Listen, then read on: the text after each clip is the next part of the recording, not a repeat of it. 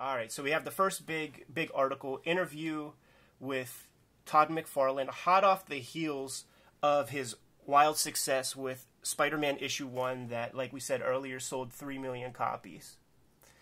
You know, we're recording this video right after New York Comic Con, and I follow Todd McFarlane on Instagram, and he was posting a lot of stories, and this image or something very similar to it popped up, and he was talking about how he used to get perms back in the early 90s, and his friends called him Todd Pubes McFarlane. And also, just looking at this image makes me understand the hairstyles that he was drawing, because I never seen hairstyles like that in the real world, but this kind of closely approximates some of those things that he was drawing. Do you have anything to say before we get into the body? Yeah, when I first was looking at this, I thought, oh, they're printing in 2 colors, right? Black and red. And then the next page we see black and blue, but we see full color here. So it's curious to me that so much of this, there is no color, even though they were clearly printing in 4 color. Like, it could have been color. Yeah. I don't know about that decision. I wonder about that, and this is nerdy minutia, but I wonder if we look at the signature, like the piece of paper that's connected on that side, it might just be 2 color. Yes, a lot of magazines would do that. Deadline magazine would do that. Right. So you're probably right on that. And I thought it could also be an issue of file size and memory. Right. You know, those bigger full-color graphics definitely take up memory, and that was a premium in 1991.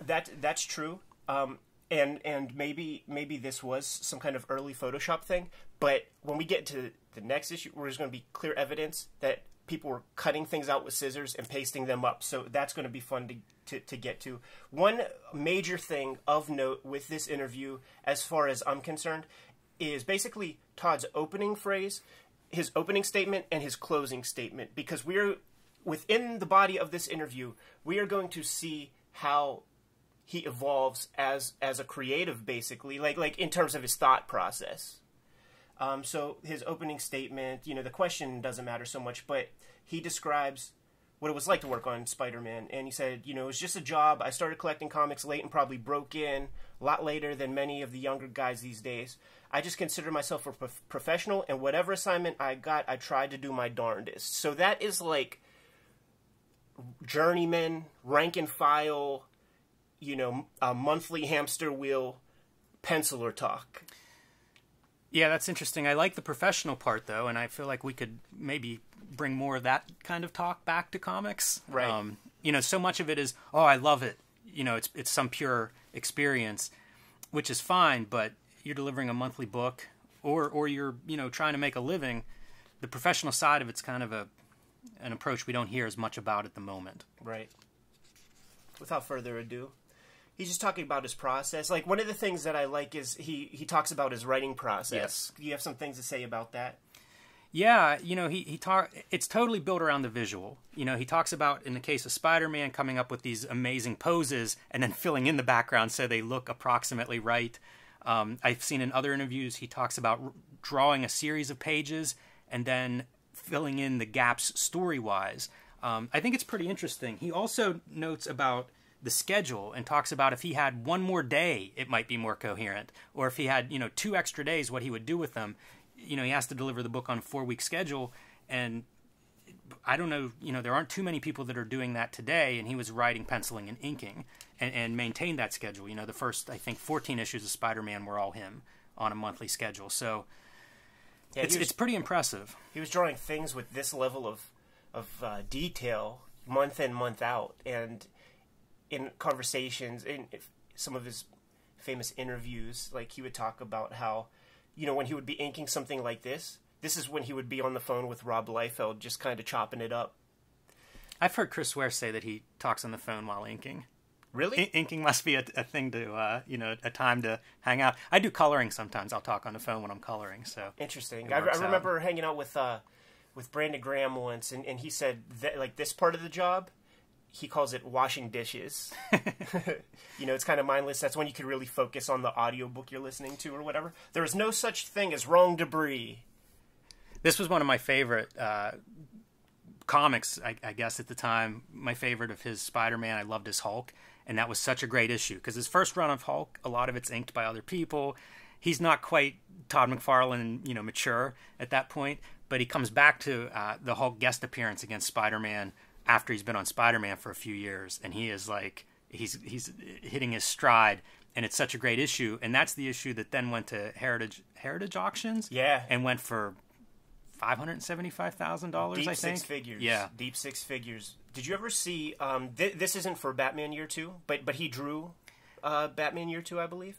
Did you ever get to see those? I think he drew about half of it. I have not. I've seen just covers. Todd McFarlane pencils, Alfredo Alcala inks. So Alcala is very classically trained, and he has a very good command of anatomy and all that, the proper stuff, academic stuff. And with his final touches on the excitement of the McFarlane pencils, those are issues to seek out. Really worth having. Of course, in the original, in their original form, because the coloring on these trade paperbacks is ridiculous. He makes a comment about inking the book, and that the backgrounds, the debris, things of that nature, bricks, aren't that important. And he even says that the printing, he doodles the hell out of pages, and the printing process muddies it up some. I think that's pretty noteworthy. I've heard like Jack Kirby would talk about knowing how color worked on that old printing processes. That yellow paper was part of the color, just like the bad printing is part of how the ink displays. And it's funny when you see reprints and it does look different. Right. For sure. I was surprised they don't mention Batman in his previous credits because of Batman Year 2. Right. I feel like that would have a little more weight than Infinity Inc. or Invasion. But I don't know. He talks about his page compositions in the body of the interview, and this is a good example of some of the weird stuff that he kind of brought to comics that was very exciting to look at. But man, if you want to talk about bleeding edge, all of those pages did not work.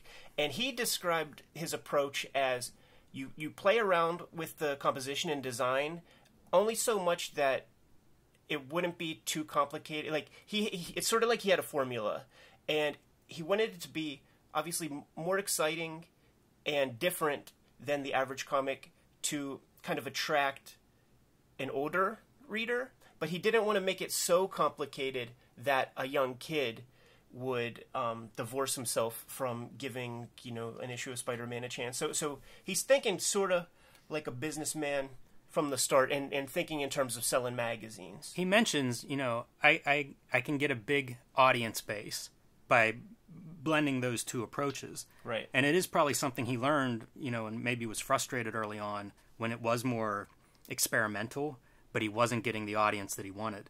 And, talking about audience, that's another thing I don't see cartoonists mention as much. The other main thing that I wanted to just point out before we turn the page, I don't know, do you have much more? Okay, is, like I said earlier, that the final statement when they're asking McFarlane what's in store for the future, and we sign off with the interview with him saying, probably what you'll see me do if and when I leave Spider-Man is special projects for a couple of years, and then if I do go back to monthly comics, I'll self-publish. If I'm going to work day in and day out, I'll do it for myself.